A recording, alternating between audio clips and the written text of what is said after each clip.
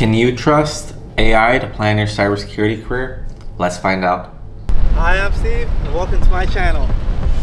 And I'm bringing the world to my living room. You're into experiencing life beyond the ordinary, celebrating diversity, and making every moment unforgettable. And continue watching for today's episode. What's going on, everyone? I'm Steve, and I have nearly 10 years of IT and cybersecurity experience with over 10 certifications and degrees and lots of industry experience. In this video, I want to see if you can use ChatGPT to plan out the beginning of your cybersecurity career. I'm doing this to bring awareness because a lot of people are using ChatGPT to accelerate what they can search for online, and I want to make sure they're getting the right information.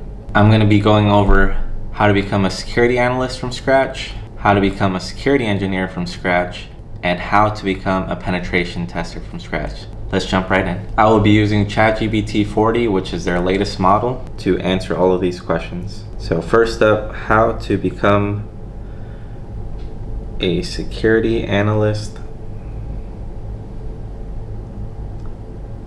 with zero experience.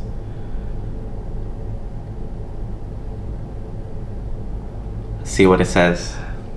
So according to ChatGPT, you need educational foundation, which could be a degree in cybersecurity or self-education to include courses from Coursera, EDX, and Udemy.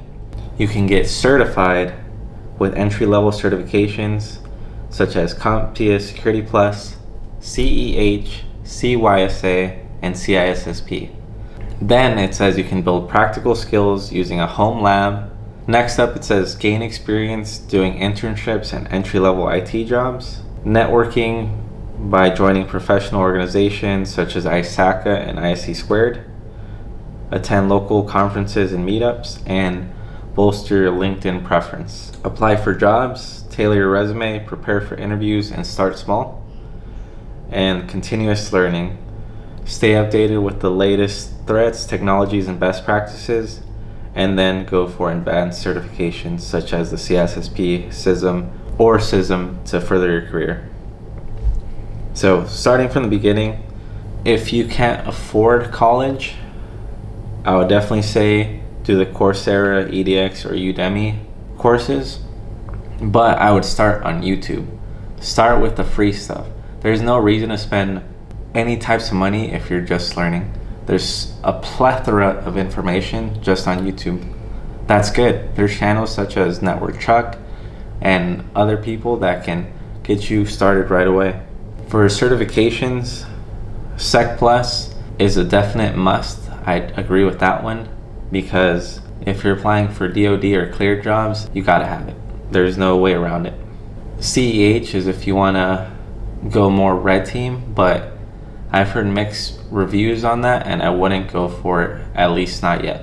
The CYSA will definitely help, but I would say that's more further down the line after you build your foundation.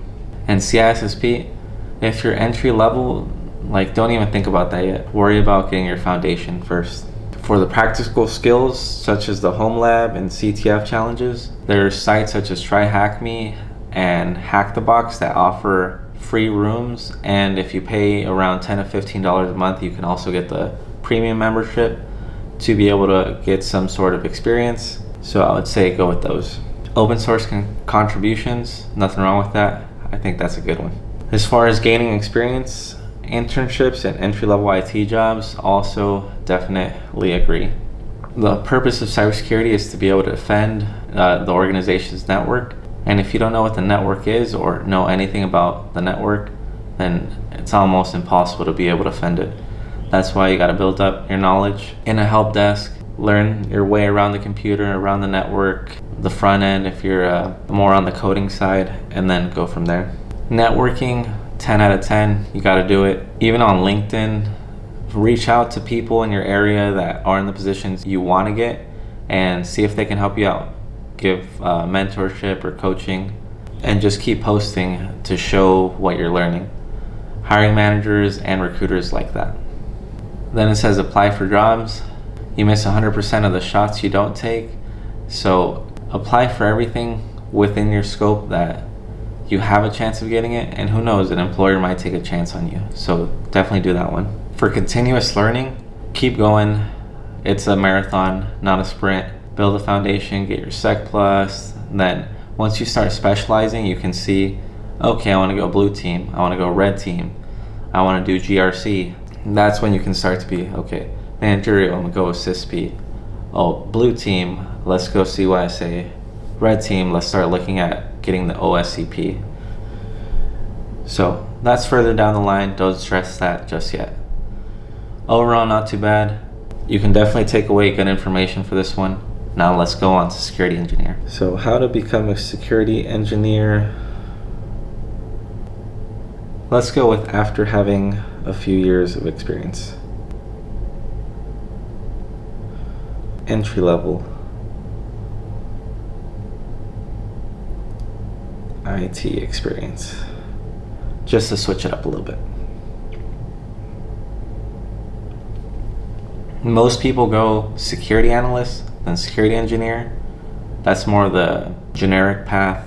You learn the operational side, then you learn the administration side to the tools that analysts use.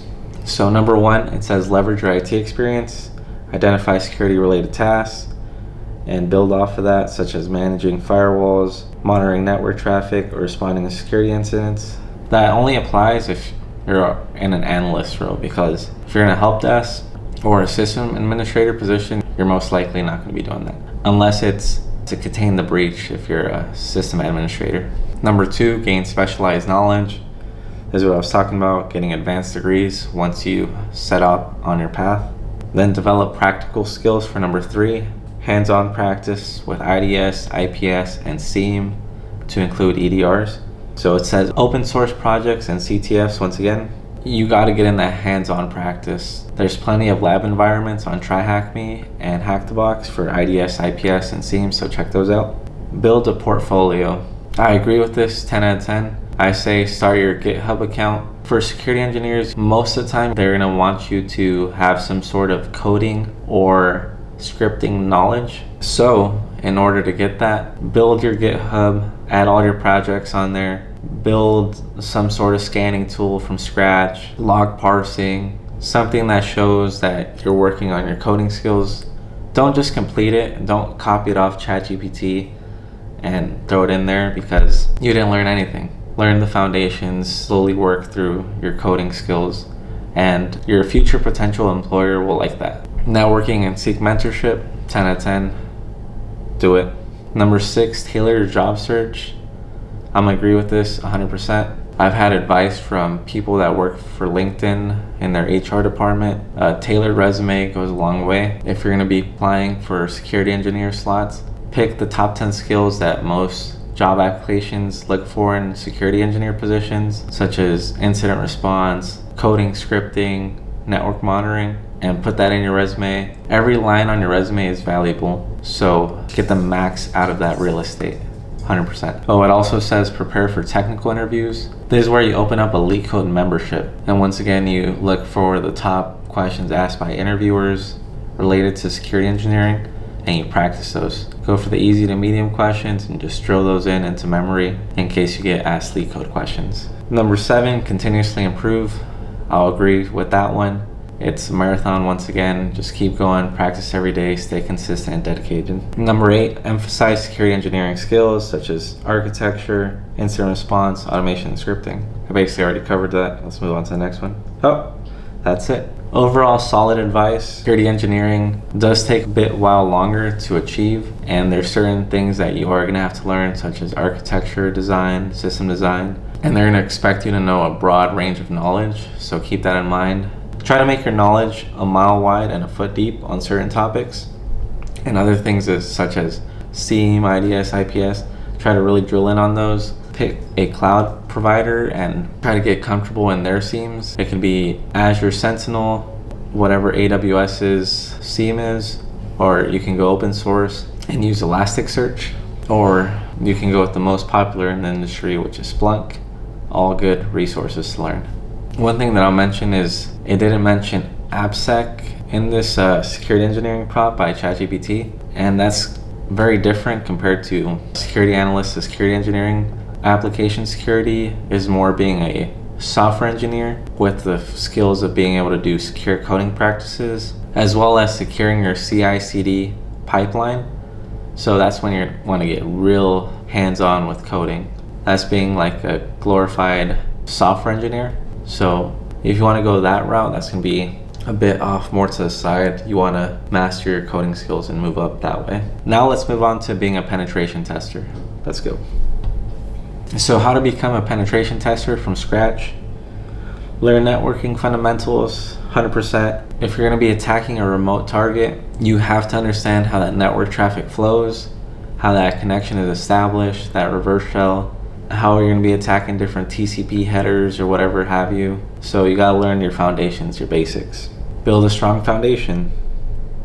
Study CVEs and vulnerabilities and learn cybersecurity basics. I agree with both of those. Gain hands-on experience, set up a home lab, practice with vulnerable VMs, participate and capture the flag competitions. Okay, there it is. Hack the Box, Try Hack Me, Over the Wire. Those are all free, or if not, cheap to be able to do.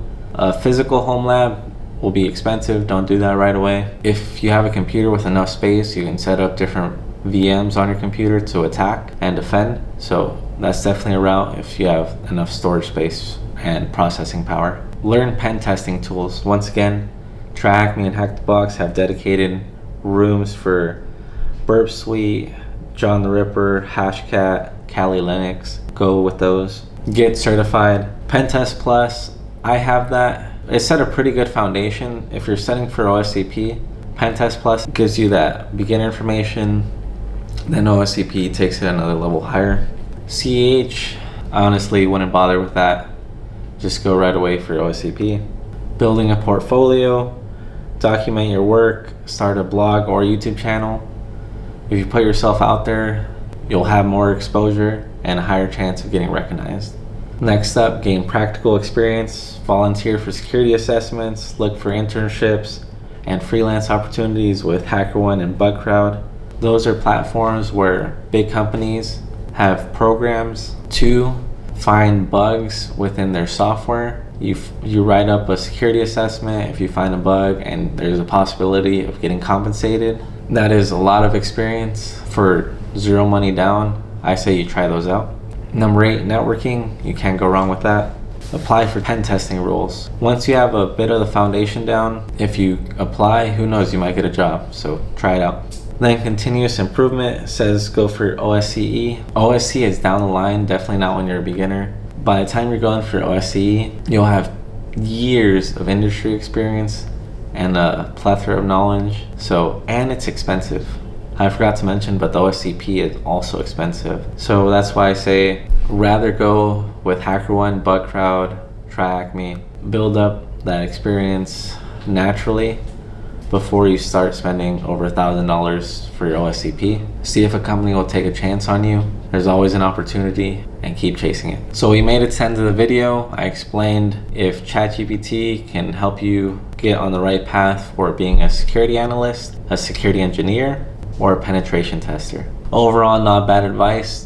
Not perfect, but that's why you can follow for more tips on my YouTube channel. Make sure to check out the rest of the videos. I try to upload car videos once a week. And if you're not into car videos, I also do travel and career progression, cybersecurity videos. So check those out if you're interested. And if not, I'll see you guys next week. Peace. All right, thank you guys for watching. Make sure to like, comment, subscribe. Check out the rest of the content, and I'll see you guys in the next one.